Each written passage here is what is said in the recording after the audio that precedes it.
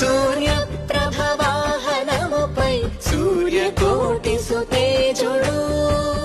సప్తగిరులకు ప్రభువైన తిరువెంకటనాథుడు సప్తాశ్వాలు పూంచిన సూర్యప్రభ వాహనంలో ఆలయం మహాప్రదక్షిణ మార్గంలో విహరిస్తారు.